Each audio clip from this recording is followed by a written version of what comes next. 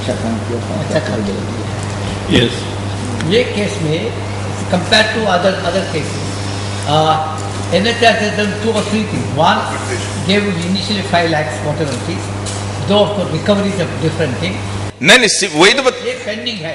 ना सीबीआई को जब गया, सीबीआई को जांच शुरू ही नहीं होने दिया सेटिंग करके, क्योंकि वहां पर भी आईएएस अधिकारी हैं। हमने बताया ना कि उसका हस्बैंड आईएएस है और वो खुद आईपीएस है। तो उन लोगों ने अभी मैं सीबीआई दफ्तर भी गया कि साहब आपको ह्यूमन राइट कमीशन का लेटर मिला है, आप इंक्वायरी शुरू करिए।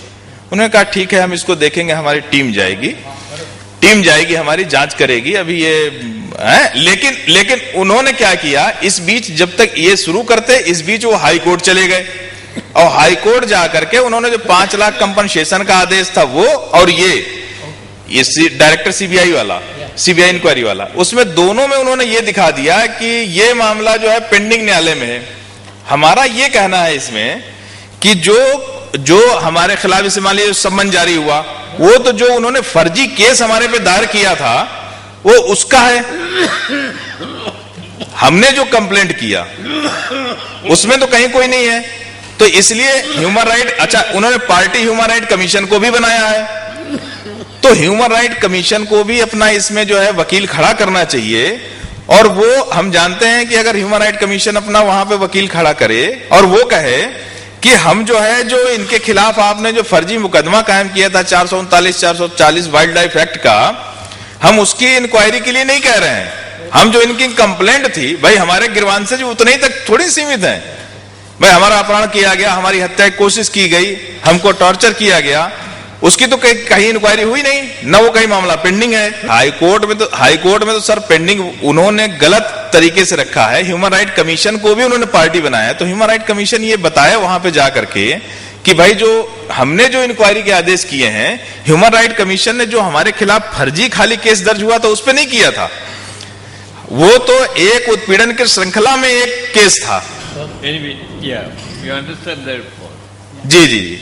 तो अगर ये बता दें कि हमारी कंप्लेंट पे किया है तो वो 2 मिनट में उनका जो है स्टे उड़ जाएगा वहां से। अच्छा, दूसरा हम ये कहना चाह रहे हैं कि प्रेस काउंसिल ऑफ इंडिया भी हम गए थे, तो वहां से उनके खिलाफ जो है ये प्रेस काउंसिल ऑफ इंडिया में जो है टीम गठित की गई और उसने इंक्वायरी किया।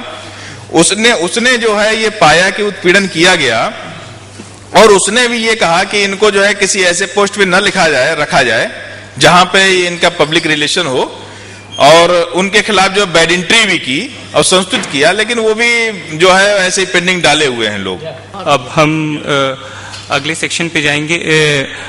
जो आज की डेट में एनजीओज पे, ह्यूमन राइट्स ऑर्गेनाइजेशंस पे जो अटैक हो रहे हैं, जिस तरह से वो काम कर रहे हैं, कोई भी सेफ नहीं है। जैसे कल हेनरी ने बात किया, पीपल्स वॉच के ऑफिस पे अटैक हुआ था, मासूम के ऑफिस पे अटैक हुआ था कोलकाता में, जो उन्होंने ट्राइब्यूनल किया था। तो उस पे बात करने के लिए मैं अब अनिल चौधरी जी को बुलाना चाहूंगा कि वो इस विषय पे बात करेंगे एज एन एक्सपर्ट कि और उस पे एनएचआरसी का क्या रोल है, क्या किया है उन्होंने और क्या हो सकता है आगे। That's what I was feeling, that I am not fitting into the whole format. So I have decided that I will not take much time and I will not indulge in storytelling, but just to put forward 2-3 points. As far as our experience with NHRC is concerned, as an organization, I represent Indian Social Action Forum, and last 2 years we must have approached NHRC about 12 times. We have always got the acknowledgement, but nothing more than that. And whenever we approached them on the issue of whatever was happening in and around Kodakulam struggle, and the cases which were filed on the villagers and the leaders of the anti-Kodakulam agitation, we have written to NHRC about that and got the acknowledgement, but no action. Similarly, our member in Madhya Pradesh, Dr. Sunilam, who is harassed all the time, and he has been 2-time MLA, but still he is having about 136 cases against him, and police harasses him regularly. We have approached NHRC on that matter also. We have approached NHRC in the case of Jagtsinghpur, Odisha, anti-PASCO struggle cases, where all the activists who are leading the movement are facing together about 120 cases, and lot of their time is spent in. Similarly, anti-ArcelorMittal land acquisition struggle in Jharkhand, and in the Ranchi, the capital of Jharkhand, this land was to be acquired for IIM, setting up a IIM over there. In that struggle also, the leader of that struggle, Dayamani Barla, is at present on bail on 6 cases, and week to 10 days every month is going in court. So like that there are a lot of stories, and I can only say that the most popular practice from the administration side at present to harass the NGOs and the activists which are voicing the people's concerns is fabricated cases. You might have heard from yesterday till date lot of cases of that variety.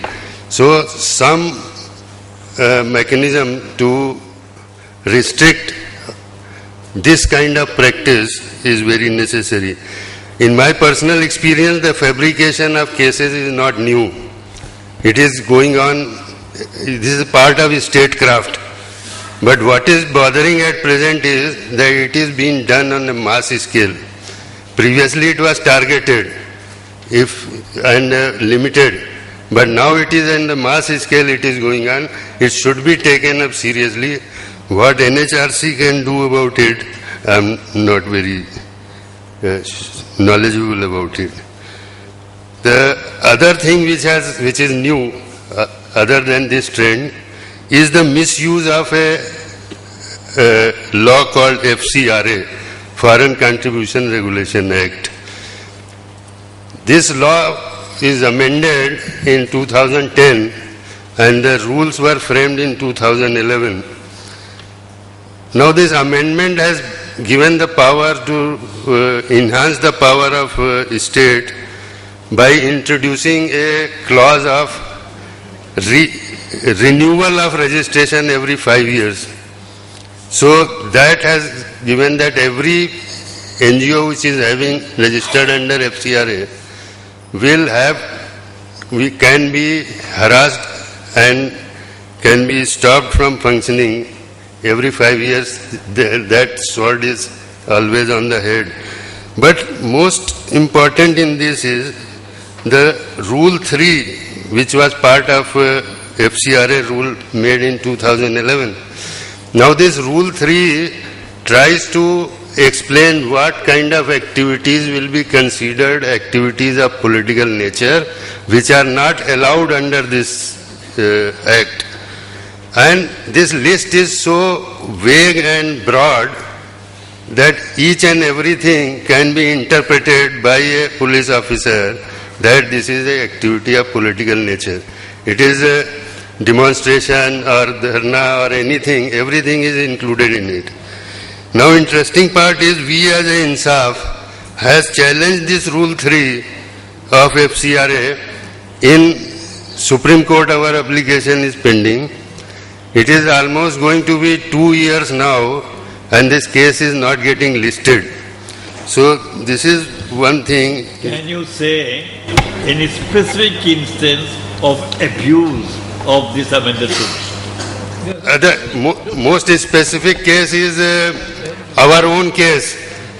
We have challenged this rule and our own FCRA was suspended using this act in month of May. I just want to know, has NHRC done anything with regard to this? No, this case, this suspension case we have not taken to NHRC. No, because it affects the activities of NGO and therefore NHRC has to take into account the role of NGOs in with regard to human rights. Sir, to best of my knowledge, he has not done anything. NHRC has not bothered to look. No. Sir, just one point. Masoom applied for FCRA in the year 2011. They were supposed to reply within 60 days, and ultimately, sir, in 2012, more than 1.5 years, they said that it is rejected because of police case. We sent complaint to NHRC. NHRC registered this, but only registration number we have. This he did nothing. Yes. Nothing. Yes. I know. So, anyway, I'm just pointing out that this is a new instrument which is getting used by the state to throttle the world. Okay. And most recent things, which has not been heard before, they have also started using cancellation of registration. Registration under Societies Registration Act is cancelled on the letter written by the SP of the area saying that the activities of this thing is hurtful. And interestingly, this is a case of Jharkhand, and when this cancellation was challenged in the High Court has first sent it to the Revenue Board.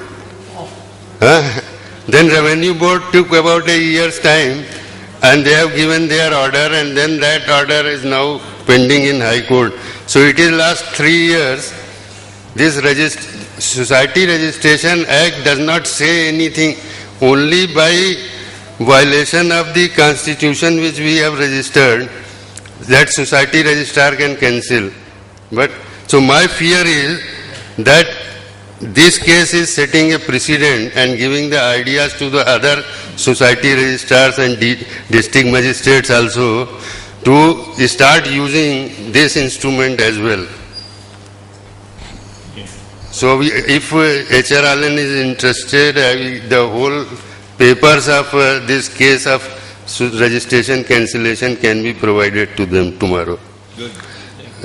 So in my opinion, these are the 3 ways where the violation is taking place in the sector of NGOs. Now, as far as NHRC is concerned, my view is that I think, like many other institutions, in 20 years, NHRC has also become very old and lost its relevance. And some other people might have also mentioned, I am just repeating it. The worst thing which is happening in NHRC is this practice of appointing police people as members. If a CBI person is a member of NHRC, what do you expect from it? Judges are okay.